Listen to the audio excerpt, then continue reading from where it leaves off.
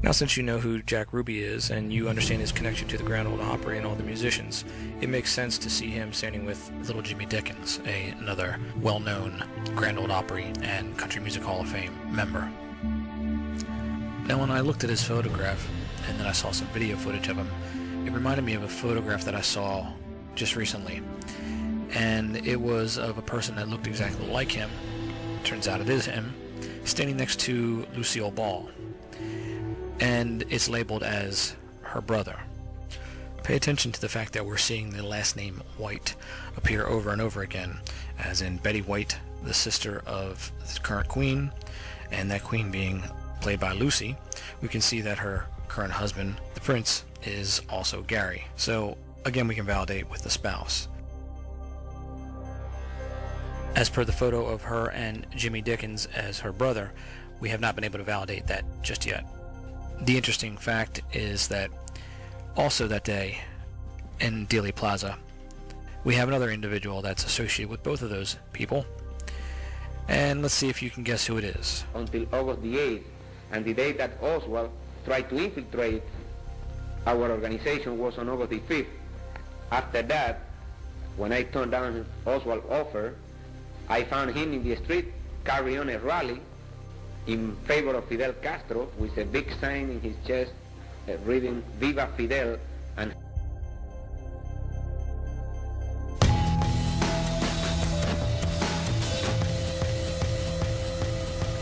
now the headliner of our show, direct from New Orleans. Ladies and gentlemen, Jada! Jada, how long did you know Jack Ruby? I knew Jack Ruby for approximately 4, 5, 6 months. In what relationship? I was employed as the preacher at the Carousel Club, and I had known Jack before I went to work there, and I had a slight hassle with Jack, and I had left, and that was the end of my association with Jack. What about politics? Did he seem interested in politics, particularly regarding the Kennedys? I have heard Jack talk about the Kennedys, and I've been trying to think, and it's so confusing today, but I believe he disliked Bobby Kennedy. Do you recognize her? Let's see if this helps. And here's a little gal that I know you're going to really learn to love, because she's a fine singer and one of the finest little gals that I've ever met. Let's give her a great big welcome as she sings a song that she had a big hit on called Dumb Blonde. She ain't no dumb blonde, though. Pretty Miss Dolly Parton. How about it?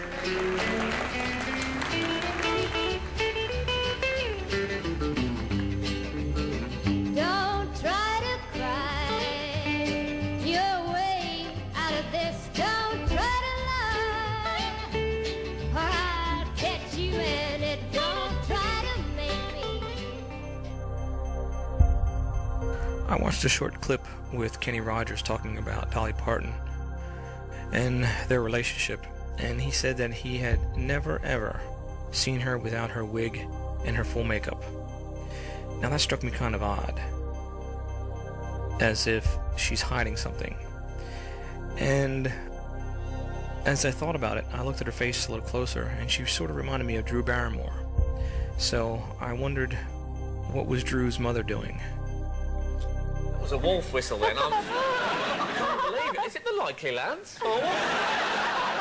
Sorry about that. That was very nice. Did they do wolf whistles in That America? was very nice. Whoever wolf whistled, that was nice. Don't encourage them.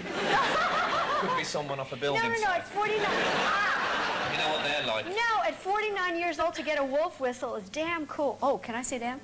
You can say damn if you like, but you can think I say just 49 years old. Are you really 49? You've took my breath away. Really? I didn't want it anyway, it smelt.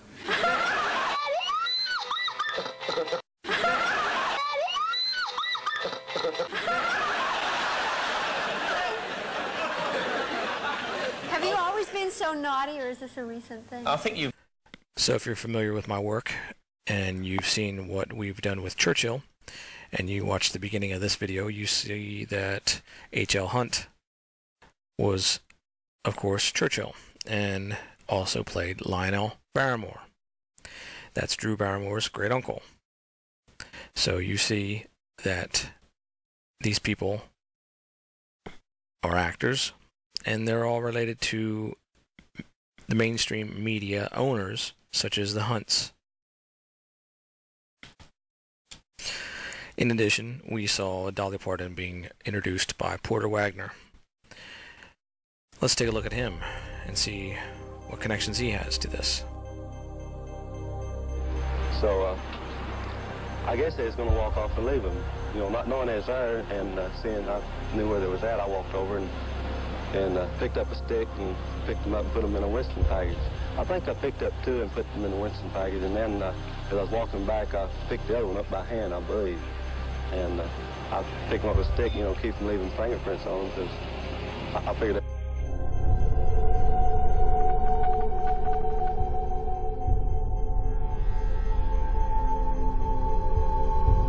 Calloway did go after him, didn't he? Yeah, Calloway took off to go try to catch him. And all of a sudden I heard some shooting. In fact, I heard 5 shots coming from the direction behind the lot over on 10th Street there. The television show Dallas was one of Tex Ritter's favorite TV shows. And we see Larry Hagman, of course, who played JR.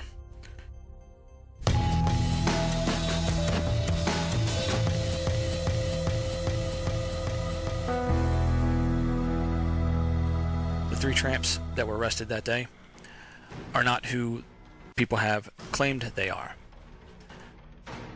They are, in fact, members of the music industry, and they are associated with the rest of the individuals that we have been identifying as members of the Country Music Hall of Fame or the Grand Ole Opry.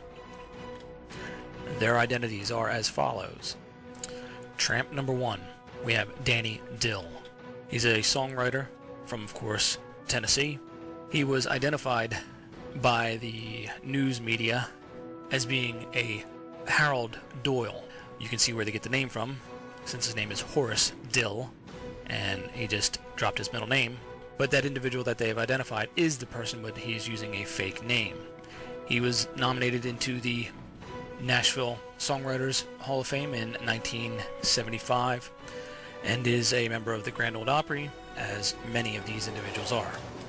Tramp number 2, we have Harold Lloyd Jenkins, aka Conway Twitty. By using the ear biometrics, we can match the ear and have a positive hit on this, and we can see also that he has ties to Peter Sellers, and you will understand the full significance of that connection and that relationship in a few more minutes as we will discuss his role in this event. We can see that Conway was never a member of the Grand Ole Opry, but was inducted into both the Country Music and Rockabilly Hall of Fame. Tramp number 3, we have Whitey Ford, Benjamin Francis Ford. This individual has been misidentified as E. Howard Hunt for many years. If you examine E. Howard Hunt's ears, they have different lobes than this individual, so we can positively say that this is a match as well. We also see that he was a member and inducted into the Country Music Hall of Fame, as like many of these individuals are, and has ties to just about everybody that we have covered.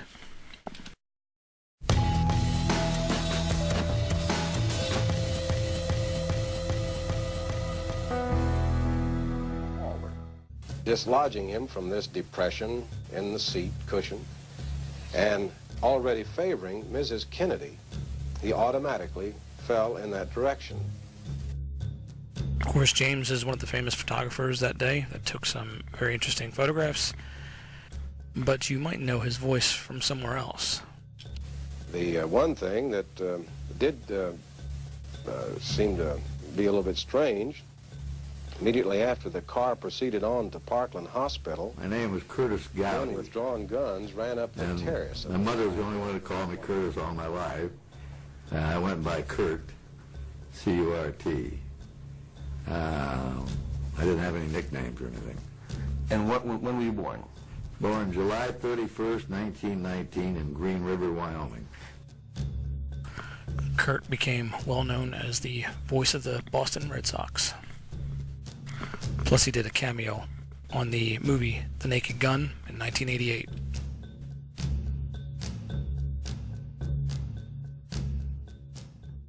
Visit, including reporter Bob Huffaker.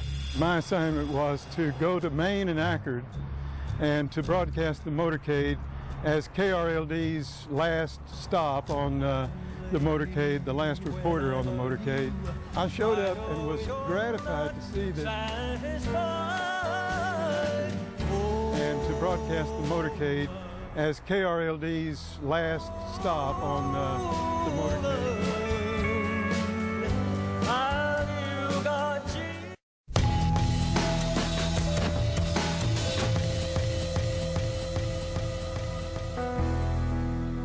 Of course, when we interviewed these two, I wouldn't have known at that time that they were lying. There would have been no way to know this.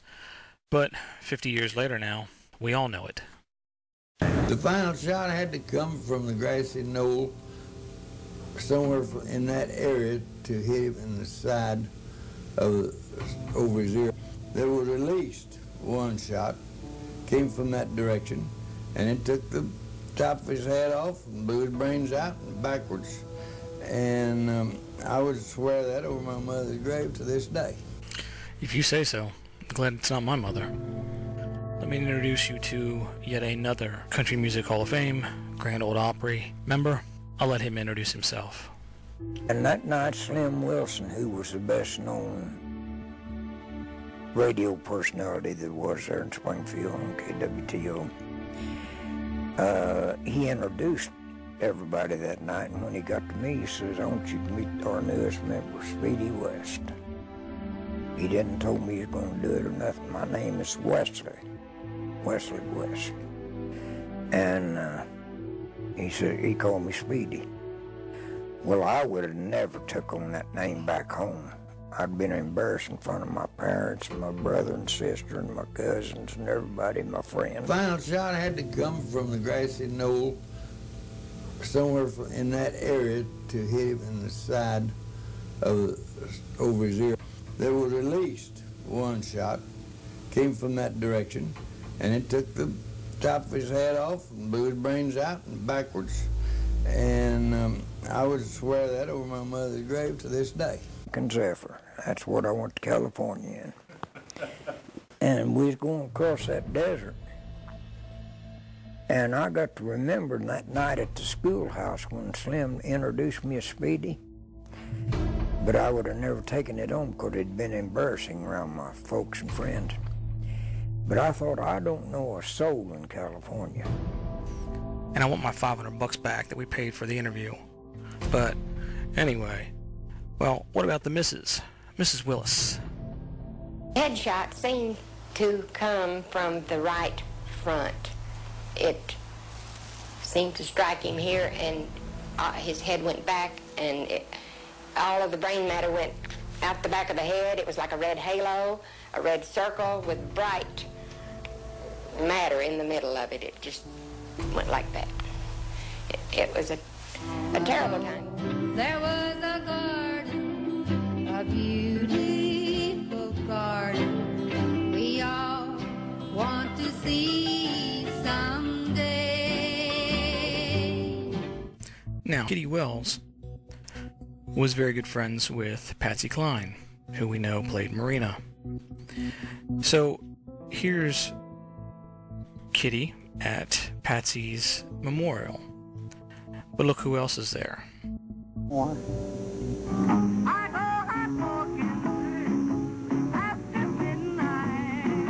What could have been, and what actually was, is a painful story for the loved ones of performers Patsy Cline, Hawkshaw Hawkins, Cowboy Copas, and pilot Randy Hughes. I was about 4.5 years old when it happened, and my brother was 2. Patsy's daughter Julie and granddaughter Michelle were just a few of the family members on hand for the dedication of this memorial in Camden, Tennessee. It's a granite reminder of the plane crash 33 years ago. For Julie, it's a loss she will always feel. And I sometimes wonder if who I am is a painful story for the loved ones of performers Patsy Cline, Hawkshaw Hawkins, Cowboy Copas, and pilot Randy Hughes. I was about 4.5 years old when it happened, and my brother was 2. Patsy's daughter Julie and granddaughter Michelle were just a few of the family members on hand for the dedication of this memorial in Camden, Tennessee. It's a granite reminder of the plane crash 33 years ago. For Julie, it's a loss she will always feel. And I sometimes wonder if who I am and what I am is a lot of what she would have me be. The family's loss is often overshadowed by the fans' loss. But no matter how it's viewed, it was total devastation. It's the worst thing I ever saw. That is Hawkshaw Hawkins. And on top of that, wait till you see who else is there with him. It's the worst thing I ever saw. And I'd seen some bad ones, I thought. Troy Odell was the first official on the scene after the crash. First thing we noticed was treetops broke out. And then we came on down, and there's a big hole in the ground where the propeller had hit. And then all down this hollow was just covered with debris, body parts. And it was a terrible sight. Jean Shepard is the widow of Hawkshaw Hawkins. She attended the dedication with the son her husband never knew. I had a 15-month-old son, was 8 months pregnant with this one when his daddy got killed. And he was born the 8th of April. How many mothers out there would forget your child's birth date if it happened a month after your husband died in a plane crash? A month after the crash. So I had a rough time. Fans of Patsy's have long been able to visit the crash site, leaving notes and remembrances at this mailbox. But the newest memorial honors all the victims, which means a great deal to Kitty Wells and Johnny Wright, who counted them all as friends. And it's kind of sad in a way, you know, to come back here and know so many people. Johnny Wright, the guy standing right there next to her, is Cowboy Copus. Crazy. Dad has a wall full of Mom's awards. I even accepted one for her after she died. But there's one honor that can't be matched. What she might say was the best thing ever happened to her was become a member of the Grand Ole Opry. She wanted to be that. Before we moved down here, she said, I want to move to... Charlie Dick. If you haven't caught on by now, the Dick jokes, they love them. There's a reason why you're going to find out at the end. But, as you can see, Charlie Dick is Cowboy Copus, who's still alive. And of course, he was supposed to go down in the plane with Patsy. Right. Well, liars. How many shots were fired? Walter, the obvious way to answer those questions seemed to be to talk to our eyewitnesses in Dealey Plaza. Ask them how many shots they heard and in what kind of sequence. So that's what we tried first. And this heart shall cease to beat, and they lay me down to rest. There were 4 shots. How many shots did you hear? I heard 3.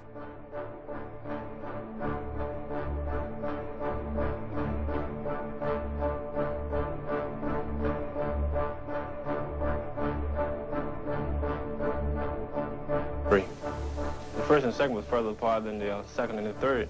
In other words, that was a bang and a bang bang like that, you know. Well, how many shots did you hear? 3. In how long a period of time? Oh, I'd say just about like that, you know. Boom! Then boom! Boom! Something similar to that. I would say bang, bang, bang. There's definitely 4 shots. Yeah, the one I call a graveyard blues. I kind of put it together myself. And it's pretty hard to sing, but I'll give it a try. Well, just 3 quick bursts.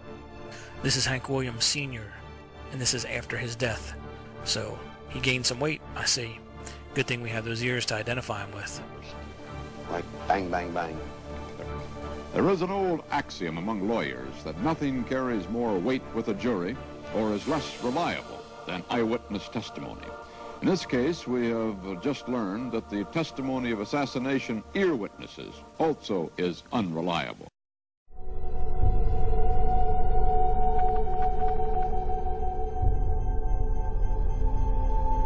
Word from Ron Ryland in the mobile unit that police have a suspect from the Texas Theater. He has a gun.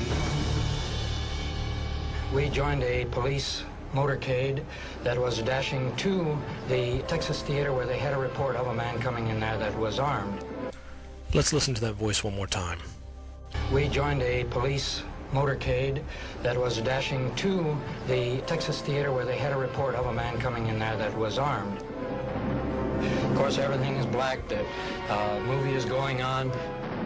About I would say 200 or more police officers went into the theater and found a man. Ron Ryland.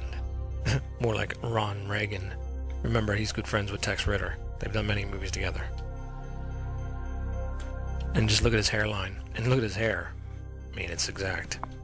The hairline with the widow's peak.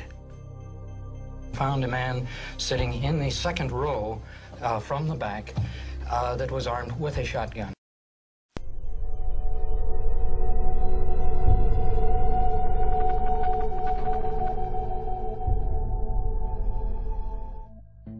Beverly Oliver. We interviewed her back when we did the production for our video documentary, and this is a photograph of me when I was 17 with her after the interview, and of course she playfully threw me down on the bed. So she's always been a very likable, friendly person and enjoyable to be around. She's been on my Facebook friends list ever since, and up until recently, as you start to see the patterns between the country and western, the Grand Ole Opry singers, you begin to start looking at these individuals a little differently. And going through her friends list, you will find numerous individuals of interest. I'm sure you've heard the signing of the soul to the devil with reference to the music industry. Well, that's sort of true, and the devil being the, of course, publisher or a record label, because these actors or these musicians that are hired or funded to record an album, the record label forces them to take on a pseudonym name, so therefore that actor doesn't actually own the name, and the record label can do what they want with that name and put the money that they want behind it. This enables them to be secure in their financing of that individual, and it stops that individual from being able to take the listeners with them in case there was a fallout and they wanted to quit or they got fired. So the record labels, of course, have the right to do what they want with that character that they own, and they typically will kill them off before, of course, they normally die. This allows them to charge more for the merchandise and therefore make a larger profit from the legend that they create. But let's get back to Beverly. There's an individual in her Facebook list and her photographs that she calls her daughter. Now, when I looked at that photograph, I saw Carly Simon. So if Beverly is telling the truth and that is her daughter, then it's interesting because when I went to look up Carly Simon, I found Beverly as her sister. So I believe that this individual that she's calling her daughter is actually her sister. And the rest of the family, I think you'll find quite interesting as it plays a major part in this project. You'll see what I mean in a moment. This is a story of three sisters named Simon. Joanna is tallest, Lucy in the middle, Carly the baby. It is a story of love and friendship in a family of wealth and drive, and of how this small circle has grown to encompass a world of music. Their mother, who sang to them as she nursed them, is Andrea Simon. I believe she is Katharine Hepburn's sister, Marion Hepburn. Try Beverly Oliver. Anna chose opera for her career.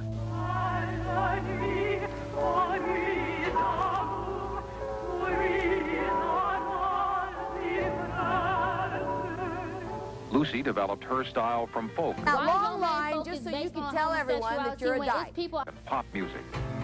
We had a single wish to ask the brightest star. You should have listened to our words.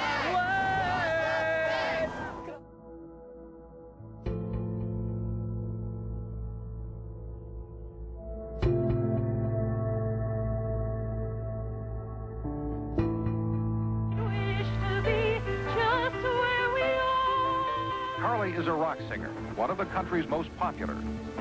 That same silent baby, the policeman said, I could smell the passion of another man on your breath. There is a Simon brother as well, Peter, the youngest of all. a professional photographer who has chronicled the family in pictures since their father's death in 1960. Peter has published several books, including one on his sister Carly.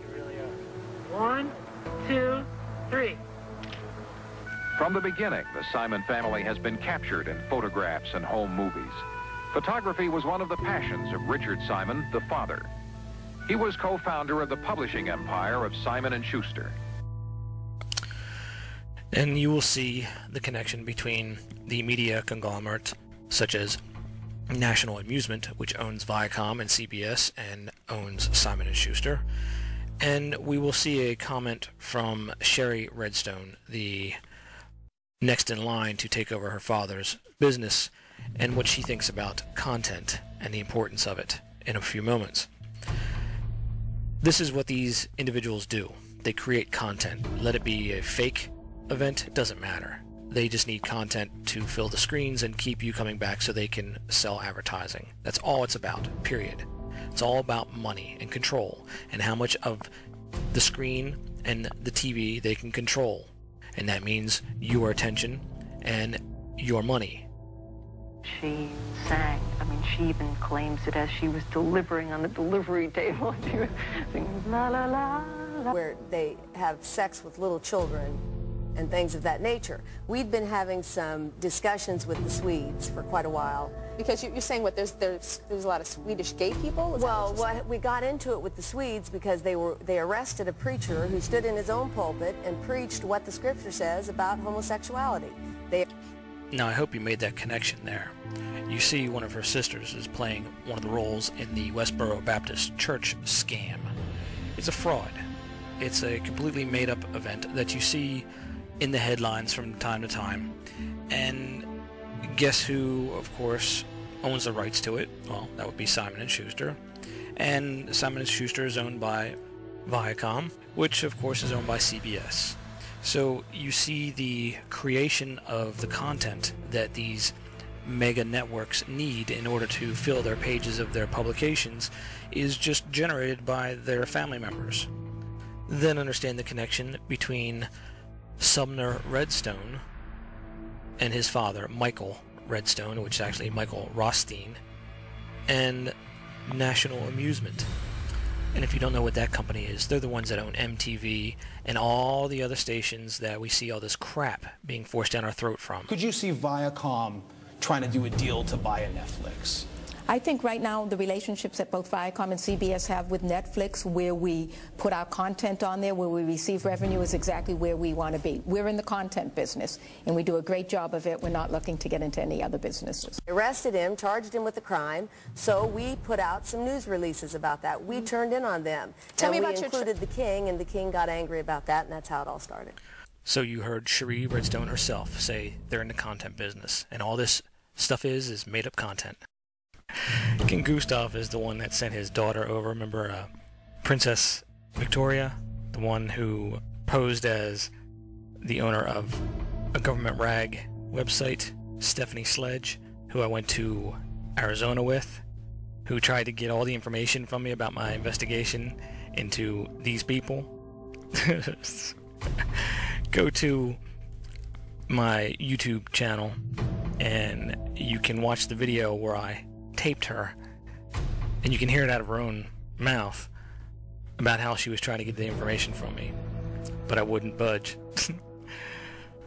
Hilarious. King Gustav. Whatever.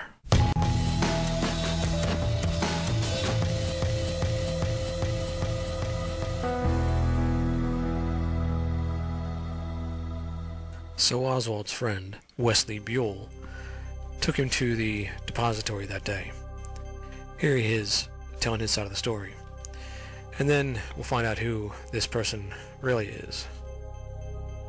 Well, he come to me Thursday, November the 21st, and asked me could he ride home with me that afternoon. And I said, well, yes. And I said, well, why are you going home this afternoon?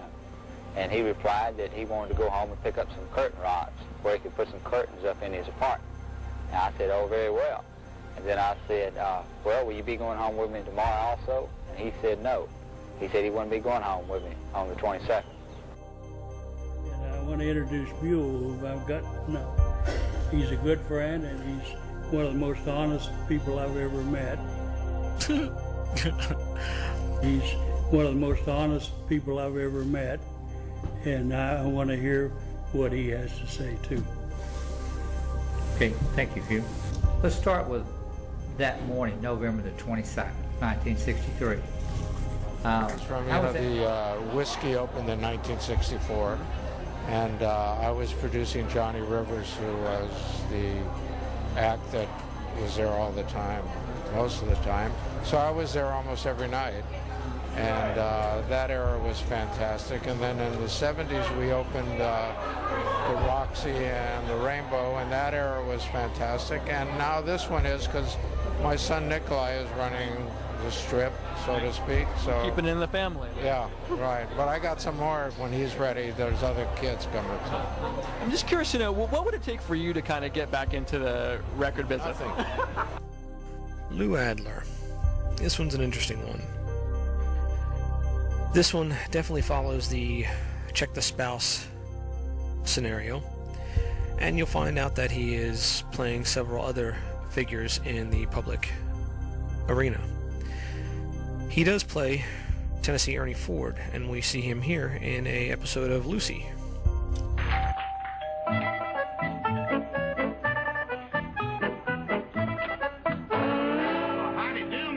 Hello, Mr. Higgins. I heard on the radio that you were moving here today, and I thought I'd stop by and welcome you. And well, ain't that nice, Effie? oh, it sure is. Come in and make yourself to home. Yes, come Thank on you. in. I want you to meet my kinfolks. Get up, cut this come. This is my wife, Effie. Hello, howdy. And that's her brother, Effie. Effie? Yes, and he was born ahead of her, and his folks call him Effie because if he was a girl, they was going to name him Effie. Now, as I previously stated, he plays another character. See if you recognize him in this. Does your dig that?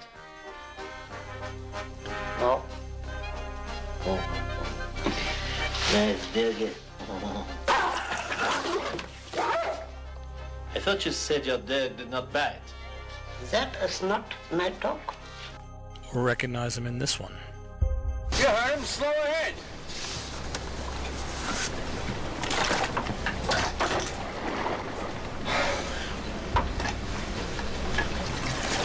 Slow ahead. I can go slow ahead. Come on down and chum some of this shit.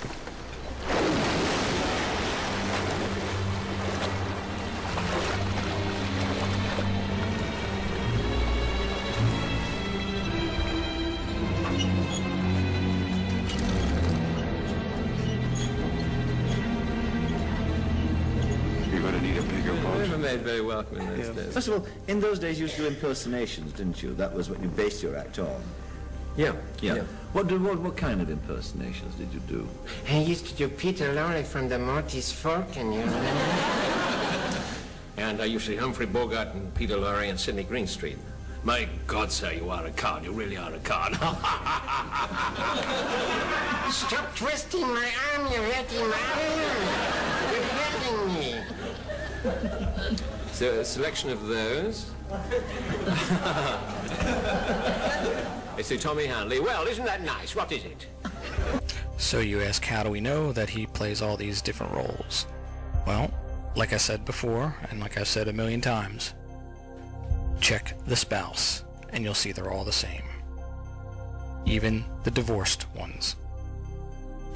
Now, we misidentified Wesley, or Lou, as being at the Dealey Plaza a week before the anniversary was to take place.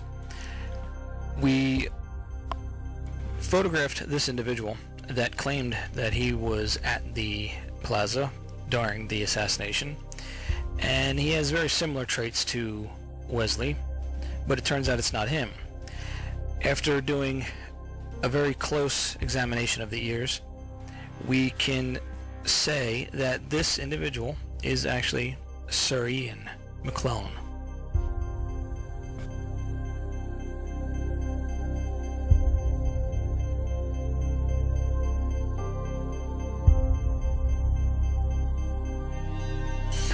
This next individual, you may know him currently as he played the judge for the Clay Shaw trial.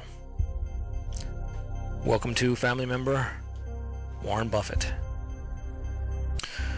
Part 3 of this documentary will cover the Oswald shooting, as we have new information and new evidence to show, the Payne family and their connection to all this, and the Bush family and who they truly are. The reason why we're not discussing the Zapruder film should be quite obvious. They want us to discuss that. They want us to debate and speculate about how they pulled off that scam. But I'm not going to do it. I'm not falling for their tricks. We can prove that this event was a non-event just by what we've shown today and the association between all the eyewitnesses and the corporations behind it. That is clear, crystal evidence that the assassination did not happen. How they pulled it off doesn't really matter. Maybe when we get one of them on the stand and force them to answer some of our questions, we'll get a little bit more of an insight about how they pulled it off. But until then, you know exactly who you should focus on and hold accountable.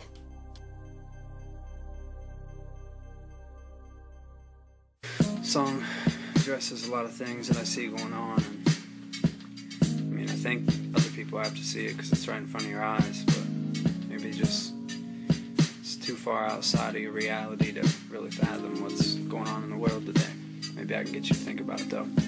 I've been sitting with this pad on my lap, just contemplating, thinking about the ways that I could say what's on my brain. My thoughts are racing. I lost my place in this world, and then I lost my patience. I guess it's safe to say that life will never make sense. I make hits that take shits on other artists, but they're not the target. Regardless, why would I want to harm them when the problem is more than that? It's more than rap. You ignore the past, saying that's that. We never going back. Ha, open your eyes, man. Times have changed. You think it's fine that they rope you off to ride a plane? I think it's time that we all unite despite our race, living inside a cage, and we try to find a better way to live. Cause the government's oppressing us, arresting us for next to nothing that functions to mess with us. Did you know America's incarceration rate is far greater than any other nation? And that's why I say, sheets of water, but you can't make it drink. And I can feed your brain with knowledge, but I still can make you think. So you gotta think for yourself. Just think for yourself. You could lead a sheep to water, but you can't make it drink. And I can feed your brain with knowledge, but I still can make you think. So you gotta think for yourself, motherfucker. Just think for yourself.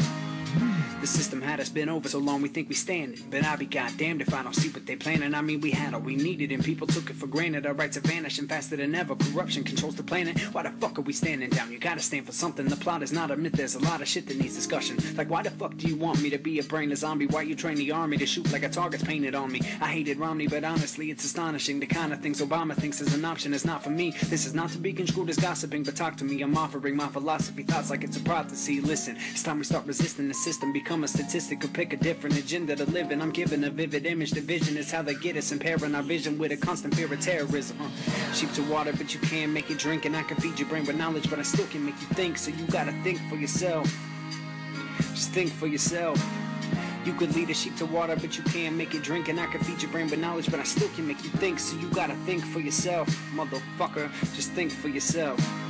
You could lead a sheep to water, but you can't make it drink. And I can feed your brain with knowledge, but I still can make you think. So you gotta think for yourself. Just think for yourself. You could lead a sheep to water, but you can't make it drink. And I can feed your brain with knowledge, but I still can make you think. So you gotta think for yourself. Just think for yourself. We should legalize freedom because it seems they want to take it all. It's like I can't speak my mind anymore without breaking laws. They want to silence you with violence involved and try to keep us quiet with the lies where they disguise it all. It's time to evolve, open your eyes through the fog, fight for a cause. If you cherish your life, got a right to bear arms. They shred the Bill of Rights, the news doesn't cover it, but that's probably because their budget's covered by the government. So they cover other shit like who celebs are fucking with. I've had enough of it, but you stupid fuckers are loving it. Look, you need to do your own investigation, cause across the nation they got concentration camps awaiting. Procrastinating is something we don't got time to do. In the meantime, the scientists try to design a flu that they could try to use to reduce the world numbers. The world's under control, the people causing world hunger. Lead a sheep to water, but you can't make it drink. And I can feed your brain with knowledge, but I still can make you think. So you gotta think for yourself. Just think for yourself. You could lead a sheep to water, but you can't make it drink. And I can feed your brain with knowledge, but I still can make you think. So you gotta think for yourself, motherfucker. Just think for yourself, please. Please.